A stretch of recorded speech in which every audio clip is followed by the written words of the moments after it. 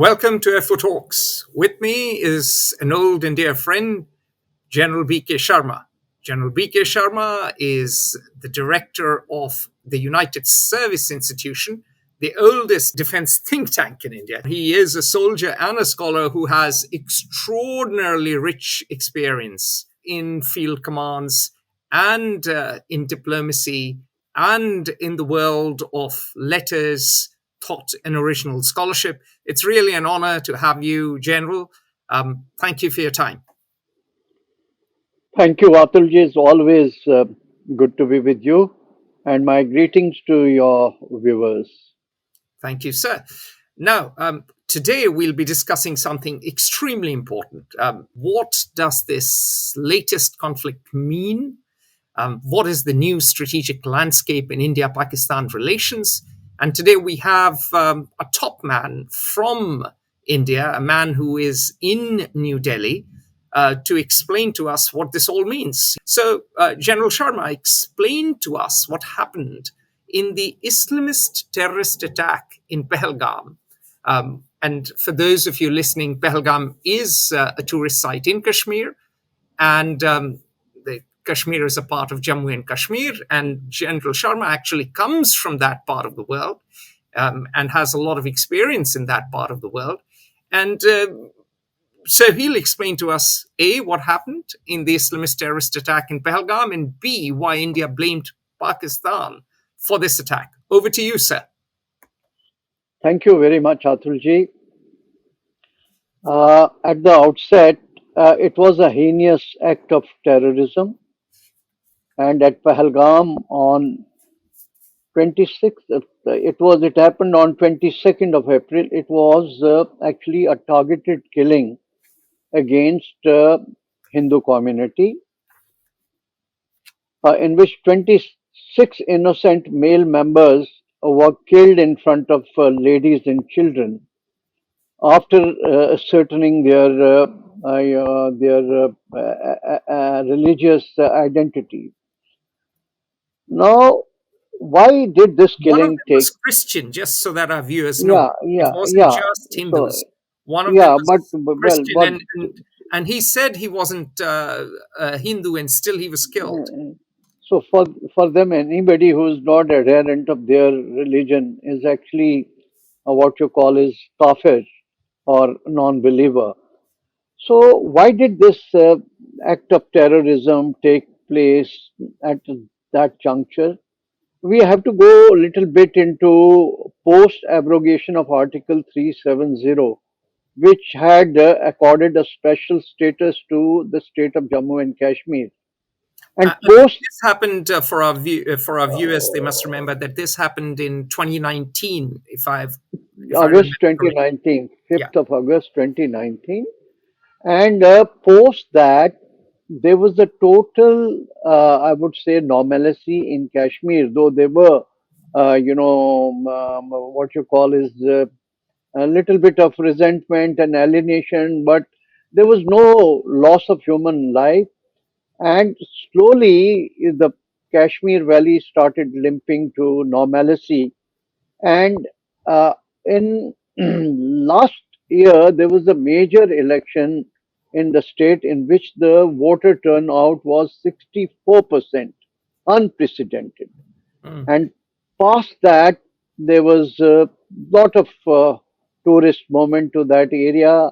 Nearly 3.5 million tourists visited last year, and it also gave boost to the local economy. And there was all over peace and prosperity. Now, this was an eyesore for Pakistan, and they could not see uh, Jammu and Kashmir coming back to normalcy. And that is how this act of terrorism was planned. One is to disrupt what is going on there, and second also was to engineer clashes between majority community and minority community. And this was the reason. And this whole sort of the confession of this heinous act was taken by what you call the resistance front, which is an offshoot of Lashkar-e-Taiba, and that is how all fingers pointed towards Pakistan. Very quickly, General, can you explain what Lashkar-e-Taiba is to many of our viewers worldwide? We, of course, in the Indian subcontinent, both in India and Pakistan, and even places like Bangladesh and Nepal, are well aware of Lashkar-e-Taiba, but uh, people elsewhere are not. So please give some color on that. Lashkar means army, and Taiba means it's an army of God, which is a protege of ISI, and they have been very active in cross-border terrorism So against. ISI is Inter-Services Intelligence. Yes, that is the That's Pakistani exactly spy intelligence agency, agency. Yeah. intelligence agency, and they've also used the ISI, Lashkar-e-Taiba, against Afghanistan and against India. And there's a beautiful book which is written by Professor Christine Fair on Lashkar-e-Taiba. Your readers could get hold of that book and read. Yeah, Christine So, has written a good book, and Christine is here, I believe, in Georgetown. So yeah. So then, from our past mapping and the present indicators, uh, all fingers were pointing towards Pakistan, and therefore it was time for India to take some punitive action against the perpetrators of this act of terrorism, and that is how Operation Sindhur was launched. Sindhur means vermilion in English, and that is the red dot that the Hindu no, that's married the red. ladies, That's the red red, yeah, vermilion in the in the parting of the hair. That they it's put not on the their head. bottom. Yeah, And since most of these ladies, about 25 of them were widowed, so it was a kind of a very sentimental uh, buzzword which was given to this operation, and which echoed with the sentiment of the people. This was some kind of a revenge against the loss of their husbands and things like that. I see. So that explains two things. That explains, why Pakistan potentially did it, and why it had the incentives to do it, and why India blamed Pakistan. Now, let's talk about the role of the then general and now Field Marshal Sayyid Asim Munir Ahmad Shah, who is the chief of army staff of Pakistan, in reality, the man who really runs Pakistan. And he's a man with roots in Jalandhar. He's the son of a teacher who was also an imam, and the winner of the Sword of Honor in the Officers Training School, Mangla. So seems to be quite an ideological character. He was also head of ISI, and seems to be, in some ways, a high flying officer. So, what do you think is his role, and what does this mean for the future? See, if you study the profile of General Asim Munir, now Field Marshal, he's been a very orthodox person right from his beginning. For example, when he was in Saudi Arabia on a diplomatic assignment, he did Hafiz-e Quran, which means memorizing Quran by heart, right? And vis-a-vis many other top military officers of Pakistan Army, he is not Western educated. Mostly he's done some courses of instructions in Malaysia, Japan, but he's never been on the other side of the Atlantic Ocean. And right from the beginning, he has exhibited very orthodox and extremist tendencies, and has been a hardliner vis-a-vis India, be it in his appointment as Director General of Military Intelligence or Director General of ISI. In fact, when Pulwama had happened, that terrorist attack had happened in 2019, when India had launched Operation Balakot, that time he was DG ISI. He's also been a political journal, the rift that he had with Imran Khan, and he was the person responsible for putting him behind the bars and virtually decimating uh, Pakistan's Tehreek-e-Insaf movement. And it's which is a overall movement led by Imran Khan and is the strongest Imran Khan. political force in Pakistan today. But the elections have been Yeah, manipulated by the military, and they have brought back yeah, members of the old political dynasties into power. And so Asim Munir, what General Sharma is saying, is a key architect of that new interference. In some ways, then he reminds me of General Ziaul Haq, sir. yeah. So what happened that since he had orchestrated uh, the fall of Imran Khan, there was so much of resentment against him. I am told by some of my friends that before this operation happened, Pakistan military was very shy, even their personnel were very shy of going in uniform to public places because there was very strong sentiment against them.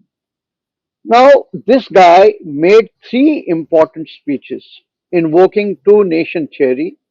One he made in Khyber Pakhtunistan area when he was addressing what you call Isloya Jirga, that is the assembly of elders, when he talked about two nation theory, which means that Hindus and Muslims are two different people, two different cultures, customs, traditions, and aspirations, and therefore they cannot coexist.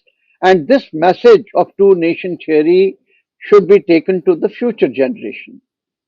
He again repeated this speech on 16th of April this year at Islamabad while addressing Pakistani diaspora members.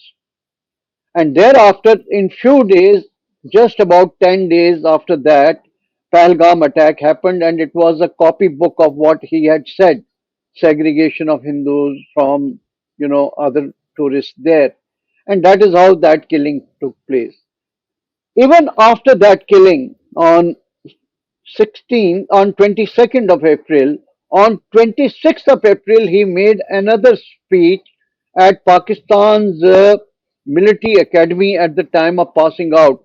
Again, he reiterated the two nation theory and urged passing out Pakistan military cadets to fight, or to to launch jihad against infidels. So, if we put everything together and the way this act was committed by them, all fingers were pointing out towards Pakistan. Though there are many people who say, in a very gullible manner, that India had no evidence and they should have only taken this action only after some evidence was shown to the world community. But well, did United States of America show any evidence to anybody? Right? For that matter, when they attacked Indian Parliament in 2001, later on Bombay terrorist attacks took place in 2008, and then there have been series of attacks in which Pakistan complicity has been established beyond any doubt. That was the reason, based on the history of Pakistan and the acceptance by the resistance front, that India was left with but the Hobson choice to take some punitive action against Pakistan, because the very mother of this entire hatred and religious extremism or terrorism emanated from the very top man who's de facto the emperor of Pakistan. I see. So Asim Munir has a critical role to play, and my question then is, um, now he's a field marshal after the conflict. So does this mean dim prospects for peace in the future? Yes, at the moment, India has taken a very strident position, as you would have seen that our Prime Minister has been absolutely resolute in saying that trade water, and talks. They cannot move hand in hand with terror. And he's also said that India will call Pakistan's nuclear bluff, and Pakistan military establishment and terrorists are in cohort with each other. They are chips of the same block. So any act of terrorism in future will be taken as an act of war, and India will resort to three basic lines of response. One is prevention, second is preemption, and third is So, punishment. so So let this me is stop you there, what and we'll dive into this later. But tell us about your views on the military escalation between the two sides, because that's on everyone's minds. And what are the major takeaways from what India called Operation Sindhur? And you've just explained Operation Sindhur, anyways, but still, I wanted to bring that term back up for emphasis, because this was an emotive term. This resonated with the public. This was meant to establish a precedent for the future. So please explain.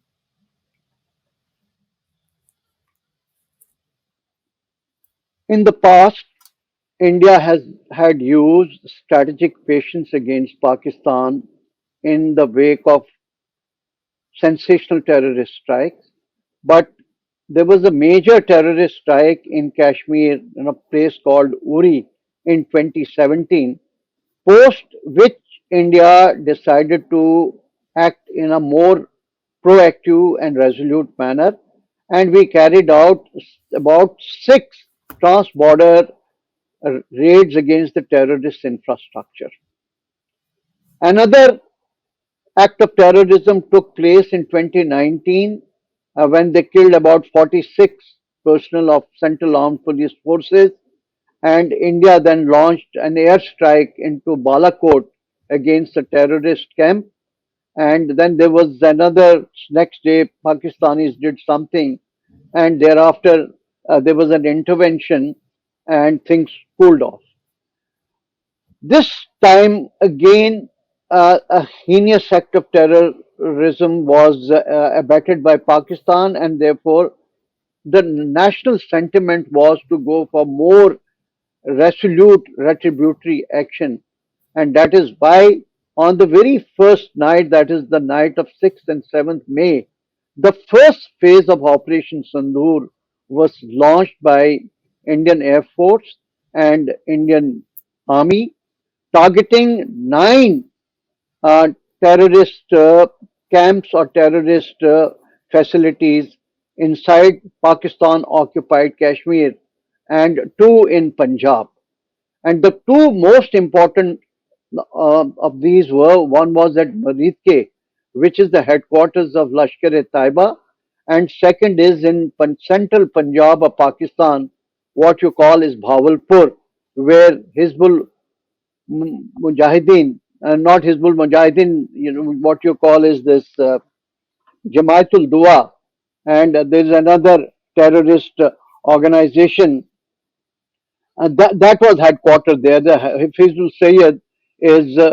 Sayyid is the head of that organization, and then you had Hizbul Mujahideen, which is a POK based organization. There are about another seven camps which we had targeted. So during this targeting, there were about 70 to 100 terrorists who were eliminated, including about 12 members of the family of Hafizul Sayyid and other Muhammad Azhar, who is head of the Jaish-e-Mohammed, and his headquarters is located there. Now, what is interesting here is that in the funeral of these killed terrorists was a state funeral in which the top Pakistan military generals participated, and their dead bodies were wrapped in Pakistani national flag.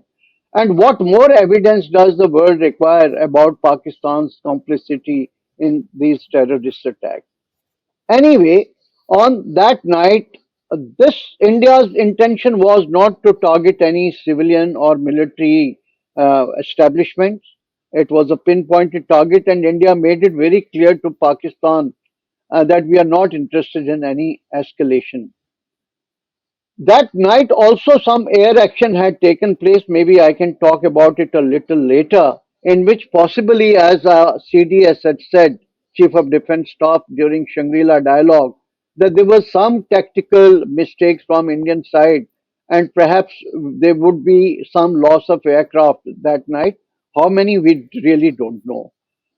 Next day, there was a kind of a retaliation by Pakistan in which they launched about 500 drones, quadcopters, and missiles against India. But these were thwarted by Indian defense air defense system, which is mostly indigenous with part of Russia.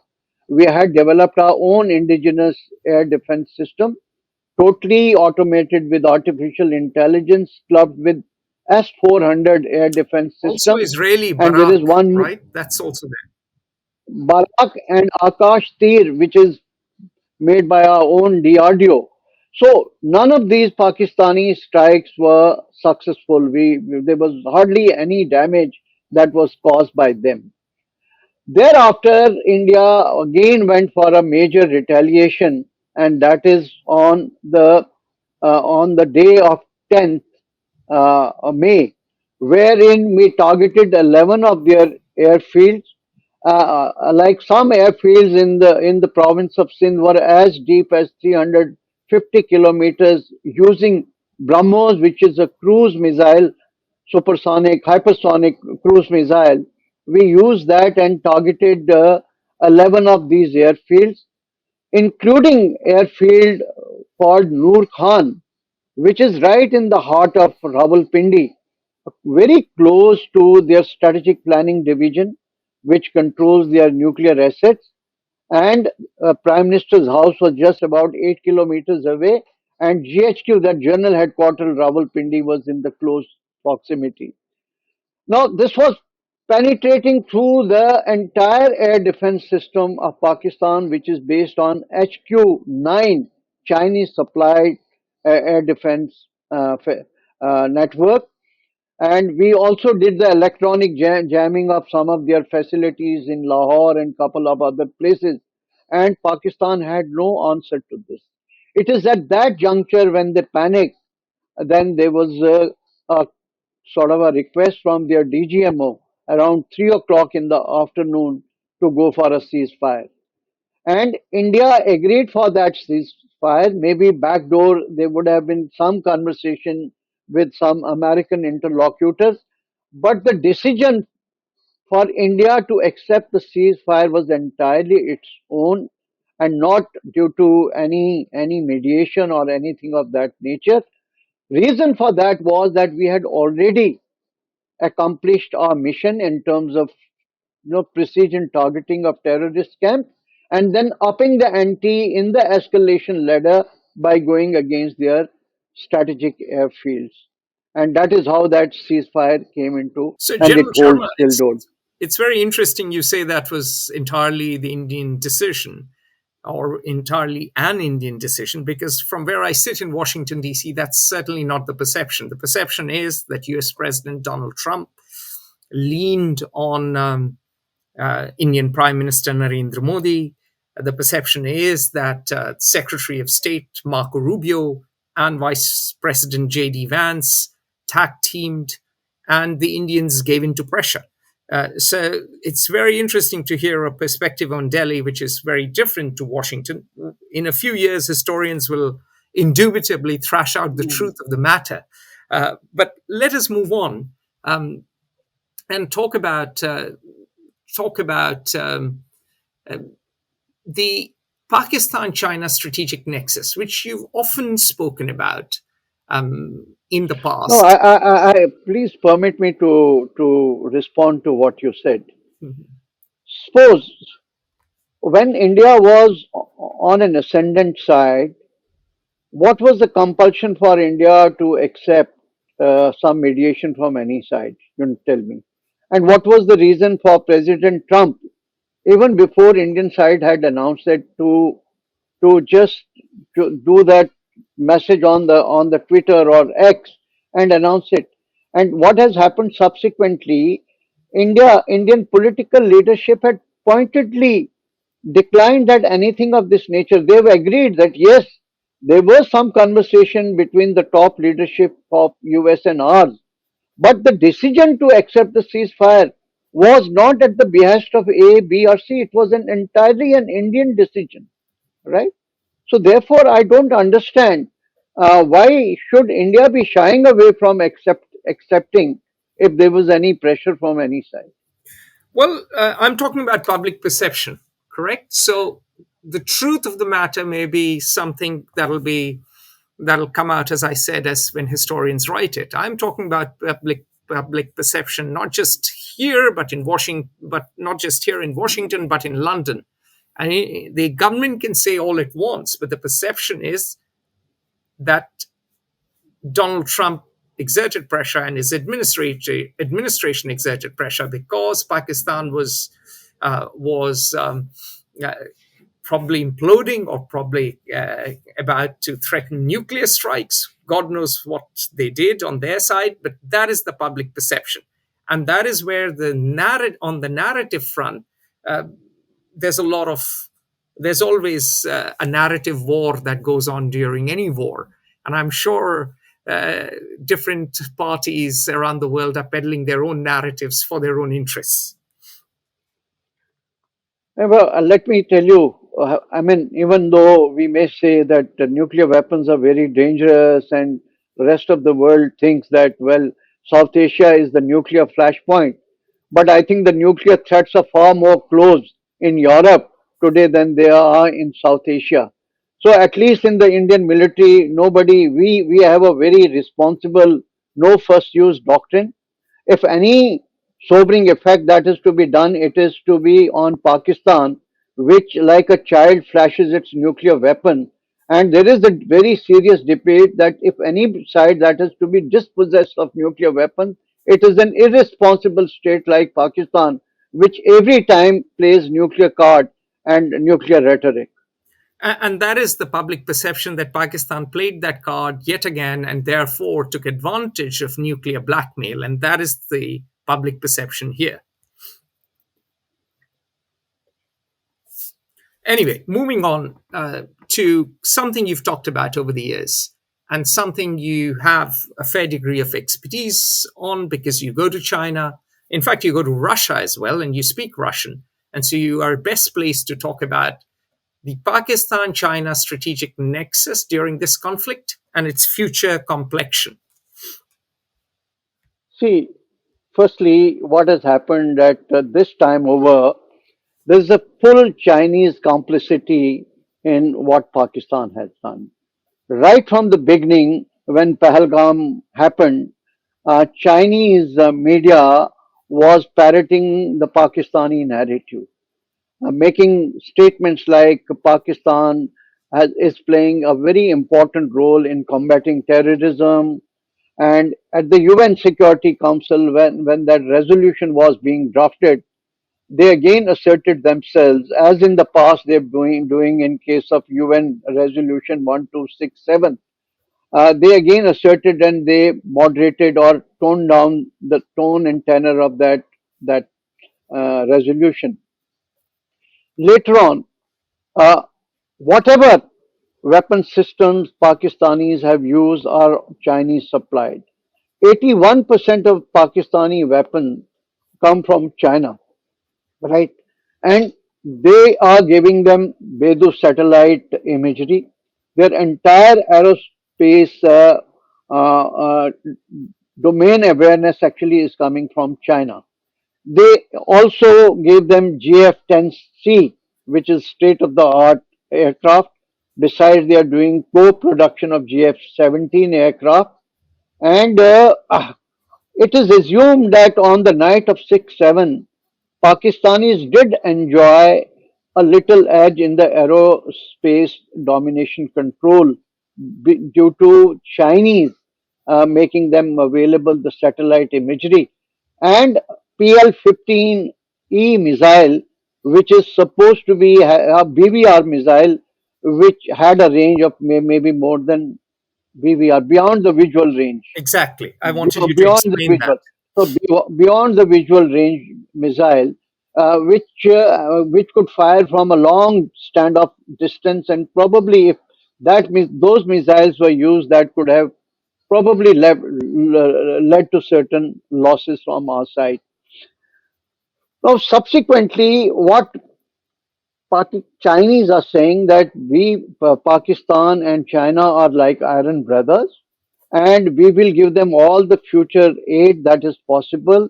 And there is the talk of providing them Yagon remote satellite system, then new generation KJ 500 AVAC, that is airborne early warning and control system.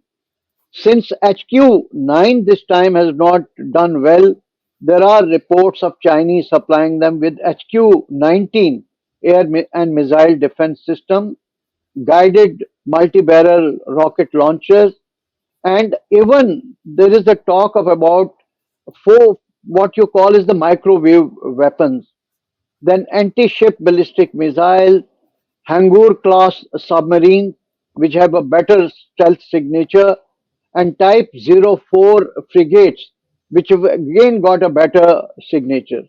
The reason for this is that it fits into the overall strategy of China to fix India in the South Asian orbit so that the space is available to Beijing to maneuver around in the maritime space. Also, this conflict has also proved that Pakistan is the laboratory of Chinese weapon system, and by just spreading this narrative that Chinese weapons have done reasonably fairly well, they can also improve the prospects of selling these weapons to some of the East Asian, South Asian, and other countries. So, as we see it here, that this China-Pakistan nexus is strong and it is bound to grow, and therefore, for any future conflict, India should not lift its eyes from the line of actual control, that is our northern borders vis-a-vis Chinese, because there is a possibility of a scenario when Chinese could do forward and aggressive military posturing there to relieve the pressure on Pakistani front. So these are the courses and complexions of Pakistan-China strategic nexus at the political, diplomatic, and military level. So you mentioned forward and aggressive movement of Chinese troops. So let me push you a little bit. Do you envisage a two-front war? See, it's not a question of envisaging. The question is, do they have the capability, right? The capabilities definitely are there. And what Chinese have done in 2020, they tried to make a pitch for what you call is the 1959 claim line by throwing to the dust and to the wind all the accords that they had signed with India since 1993. So any nation that is worth self-respect cannot totally wish away or close its eyes to an impending threat. So, going by China's intent, its capabilities, and its past strategic behavior, this threat very much remains plausible, and India will have to prepare for it. Understood. So what you're saying is that the possibility remains, and in the preparation, therefore, is essential. Now, moving on to India's new security doctrine. Um, Everyone is saying there is a new security doctrine. What exactly is it? And what are its implications? See, the new security doctrine that we've been talking here is what we call is the dynamic escalatory retaliation doctrine in multi-domain operations. And the strategic guidance comes from for this from our belief, the political leaders' belief that there should be total uh, zero tolerance towards terrorism, We look at the entire ecosystem of terrorism, that is its sponsors and the foot soldiers put together. All acts of terrorism will be taken an act of war, and we will also call Pakistan's nuclear bluff. Our Prime Minister is on record, and therefore, I don't think any talks with Pakistan in the near future are in the offing. We are again very, in a very firm manner, talking about three P's, and that is preemption, what you call prevention, preemption, and punishment. And in terms of Could you dynamic, explain the three P's a little bit yeah, more? What yeah. exactly do you So mean? What's first the is difference first between the preemption and prevention and preemption? prevention is that we have to button up our own internal security safeguards in terms of enhancing intelligence, in terms of anticipatory terrorist strikes and neutralization of some of the sleeper cells, and go for what you call as search and destroy mission to dismantle the entire ecosystem of terrorists, including their financing. So that is, as we call, is prevention. Preemption is that we will not now wait for anything. The moment we get any indication, any inkling that there is a terrorist attack is in the offing, or Pakistanis are again building up their capacities along the line of control to launch terrorist strikes, we will take preemptive action. And should Pakistan complicity be fully established, then we will go for retributory actions or punitive actions. What we call is the punitive deterrence capability against Pakistan. And all this now is going to be in the multi-domain operations when we are going to combine non-kinetic and kinetic means. For example, this time the whole punitive action started with the holding in abeyance the Indus Water Treaty. There are five rivers which flow from India So into Pakistan. let me Right. just stop you very quickly. Just explain to our viewers the difference between kinetic and non kinetic, because military men understand it, but Yeah. often laymen don't. So, so non-kinetic means are non-military means.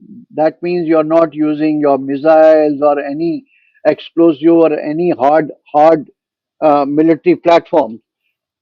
This, so that entails like water as a tool of strategic coercion. Second is, your uh, use of cyber weapons, right? Uh, it's psychological operations in the cognitive domain, right? So these are some of the non-kinetic means, whereas kinetic means are what we've been seeing day in and day out. So this multi-domain operations, we want to achieve a certain degree of supremacy in terms of sensor shooter interface, sensors right from space down to the man with a binocular. Shooter is from a pistol or a bayonet right up to whatever you call is maybe a space weapon. And then we would like to look at the flawless, seamless logistic supply chain, use of simulators for training in near virtual or augmented reality environment. And the heart of this is, what you call is EW, electronic warfare, cyber warfare, and then AI driven command, control, communication, intelligence, and surveillance system. So we are heading in that direction, and at the moment, our effort is to produce indigenous system so that you do not rely on any outside agency.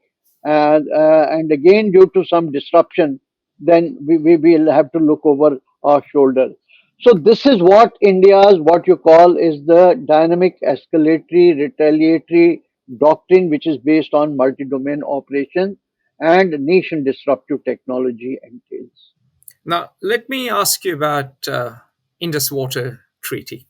And this, the 1960 treaty that survived the 1971 war, that survived 1998 Kargil conflict, that survived all the terrorist attacks 2001, 2008, and continued till 2025. It's been suspended. Does that mean there will be water wars now? Well, there won't be any water wars per se, but when we signed this Indus Water Treaty, that means there are these six rivers. Three are the northern rivers, which is Indus, Jhelum, which flows through Kashmir, and Chenab, which again is from the southern part of state of Jammu and Kashmir, or you can call it Union Territory. Now India uses 20% of those waters and 80% flows into Pakistan. And three southern rivers in the plains, which is Ravi, Satluj, and Bias. India has 100% control over those waters. So, what we have done when we signed this treaty, it was with a responsible state. The spirit was that, well, this water will help them in their agriculture and they will attain prosperity and they will stabilize and become a responsible state. But what we are witnessing today, you're dealing with a rogue and a terrorist state. So, therefore, India as a upper riparian state reserves the right of putting uh, this treaty into abeyance till Pakistan stops cross-border terrorism. So this is our condition that you behave like a normal civilization state which respects international treaty obligations, and then we can talk about the water. So we may have the capacity to alter the flow of these rivers and disrupt the cropping pattern in Pakistan, and thus use it as a tool of strategic coercion with the hope that Pakistan stops cross-border terrorism, and then we can renegotiate the treaty all over again. Pakistan has said that'll be a casus belli, and it would be a threat to the livelihood of hundreds of millions. Pakistan is largely an agrarian state, and they will have rivers of blood flowing should India try anything with the Yeah, Indus waters yeah. and Indus and its tributaries waters.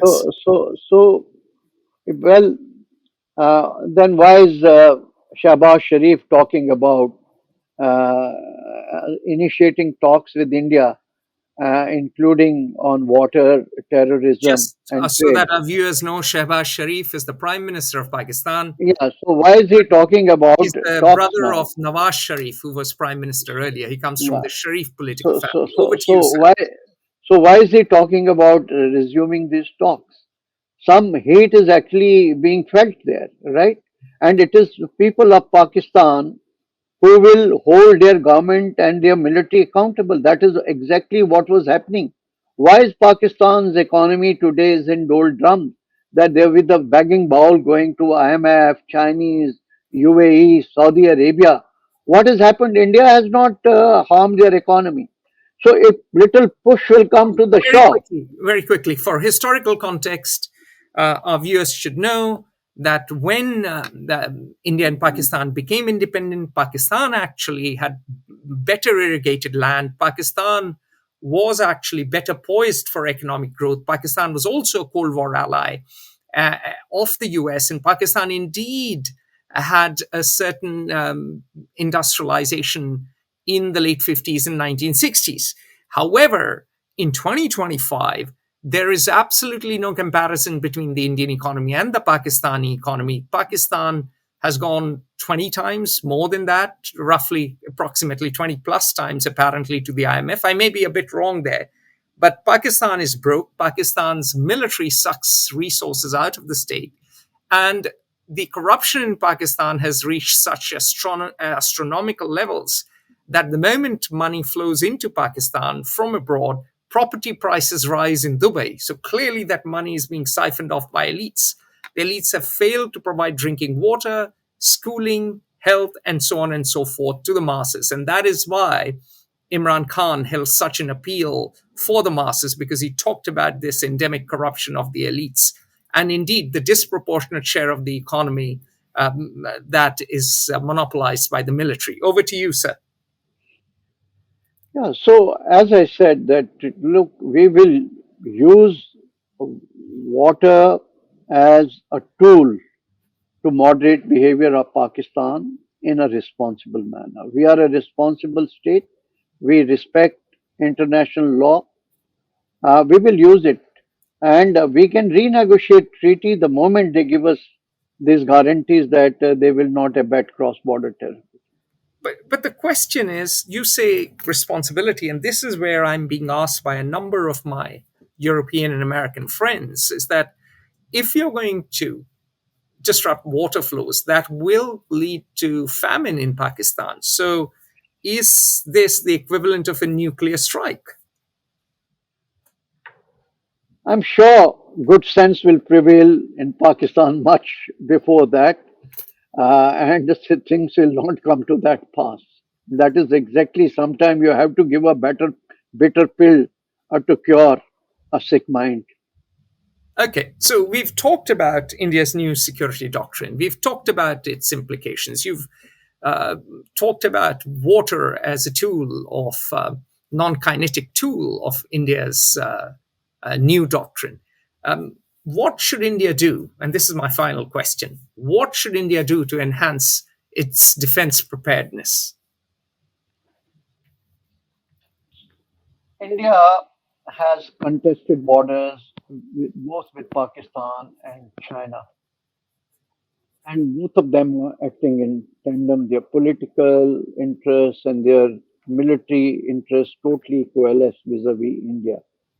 They are both autocratic, hegemonic states. India is the only democratic state, and therefore we have to be totally prepared for comprehensive national security to defend our sovereignty and our way of life. So, in the light of these series of events that have taken place vis-a-vis Chinese and Pakistanis, it is high time that India should uh, have a deep dive into its national security matrix. We definitely need a national security strategy, Do we not a have one? national. We do not have one that is articulated, and maybe we will not put one in the public domain, but we need to have one such document which is in sync with the geopolitical realities and the strategic security challenges which are staring us in the eyes. Likewise, we need a national defense strategy, maybe national military strategy, and a nuclear posture review in the light of whatever nuclear saber rattling Pakistan does. India is just spending about 1.5 percent of the GDP on its defense. This That is like a requires, European country. That is almost yes, like a European welfare state. yeah. So, given the threat perception, we need to increase our defense budget to maybe 2.5% of the GDP. Our procurement processes are still, they move very slow due to At red glacial tape. pace, as someone put it. Yeah, red tapeism and bureaucratic hurdles. We need to review and probably digitize that. Then we've realized that, well, when the balloon goes up and the chips are down, you're all alone in the ring. So we have to be self-sufficient in our defense technology, and that is why Atam Nirbharta, what we call is Make in India, must get a boost. We still have to take long strides in terms of in jointness, integration, and theaterization vis-a-vis Chinese who have theaterized command. So we are in the process of creating theater commands. This must get accelerated. Then there still exist certain critical voids, particularly in the aerospace domain. Today, the strength of Indian Air Force squadrons come to 31 squadrons, and our 4.5 generation 5 fifth generation aircraft still are not in the offing in the near future. So So we have to you have, speed. just to stop you there. So India has 31 functioning squadrons, and the sanctioned strength is 42, isn't it? Yeah, 42. So we have to boost up that strength and have our own aircraft like Tejas 1 and Tejas 2, for which we need engines, 404 or 414 engine from United States of America. Then there is another, what you call a AMCA series of aircraft that we want to indigenize or do and domestic production of that. It will take another 10 years, so these must get speeded up. A lot of investments have to be made in artificial intelligence, machine learning, what you call is the big data analytics, supercomputing, because lethal autonomous weapon systems or quasi autonomous weapon systems is going to be the weapons of future. So investment in that. Then our strategic communication still is not up to the mark. We've seen it that many a times, though India is morally on a high ground, but our strategic narrative or communication, it is quite disparate and diffuse. So a lot of sort of effort has to go into that. We've seen all the wars in Ukraine and elsewhere that today it is not only the militaries but the entire nation fights together. So we want to adopt a whole of government and whole of nation approach in which not only the government agencies, military, but your academia, your research institutions, your industry partners all act in tandem and towards a common purpose. So this needs to be institutionalized. And last, I think we can say that we are living in a new era that is characterized by what you call is VOCA, uh, that is VUCA, volatility, volatile, uncertain, complex, and volatility, ambiguous. uncertain, complex, ambiguous, and I will add two more to that: hyperconnectivity, as you've seen through social media, and disruption. So we have to gear up for that, and we can cope up with this kind of a static environment by having linear thinking or working in silos. So we need to develop, these skills in critical thinking, remove the cognitive biases, uh, address the blind spots, overcome mental maps and group thinking. So we need a new crop of multi-domain experts who can put their minds together and sort of find some very, very innovative solutions to these very, very complex national security issues. So these are some of the areas which are in the pipeline, and I think there is a sense of urgency in India today that everything should not be taken like what happens in most democracies in a very sort of slow basis, but there is a need to give an impetus to this. And finally, I would just close my remarks by saying that there is a realization here. We all keep saying that India needs to heed three mantras. One is what Thucydides said: the strong do what they can, weak suffer what they must. And That's the second, Melian dialogue, Thucydides. yeah, The strong yeah, do what they can, and the weak yeah, suffer as yeah, they yeah. must. And then what Paulo Coelho, my favorite author, said: love thy neighbor, but never sell your sword. And then I'll allude to President Roosevelt. He said, speak softly, but carry a long stick, you will go far. I think You're these are talking the about three Teddy mantras. Roosevelt here. Yeah. So these are the three mantras I think we should heed here in India. Be a responsible, pluralistic, democratic state, but at the same time having strong deterrence and war fighting capabilities. Excellent. On that note, thank you very much for your time. Those of you who are watching this, make sure you subscribe to our YouTube channel. Make sure you share this video, and we'll have General BK Sharma back in a jiffy. All the best. Thank Thank you. you. Thank you. Join the conversation at Fair Observer and subscribe to our YouTube channel.